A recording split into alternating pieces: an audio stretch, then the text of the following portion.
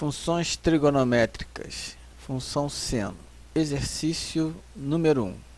Dada a função y igual a 1 mais seno de x, o exercício quer que nós façamos uma tabela e depois esbocemos o gráfico da função.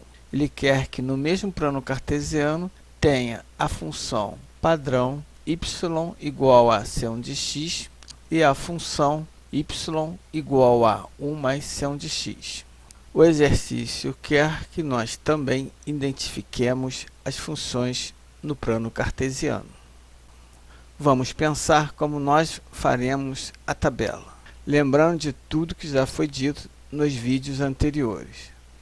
A nossa tabela vai ter 3 colunas. A primeira coluna vai ter o valor da variável x. A segunda coluna vai ter o resultado da função seno de x. E a terceira coluna vai ser o resultado final da função y igual a 1 mais seno de x. A tabela construída é a seguinte. Como foi dito anteriormente, a primeira coluna tem os valores da variável x, onde está variando de 0 radiano até 2π radianos. Na segunda coluna temos o valor do seno de x e a terceira o resultado final, y igual a 1 mais seno de x. Portanto, quando x for igual a 0 radiano, seno de 0 é 0. Resolvendo a função y igual a 1 mais seno de x, 1 mais 0 igual a 1. Quando x for π sobre 2 radianos, seno de x igual a 1, resultando em y igual a 1 mais 1 igual a 2. Quando o valor de x for π radianos, seno de x igual a 0, resolvendo a função y igual a 1 mais 0 igual a 1. Quando x for 3π sobre 2 radianos, seno de x igual a menos 1, resolvendo a função para y, 1 mais menos 1 igual a 0.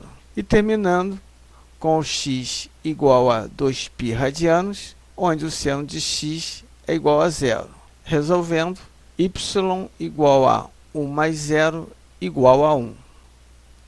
Podemos observar agora as funções no plano cartesiano.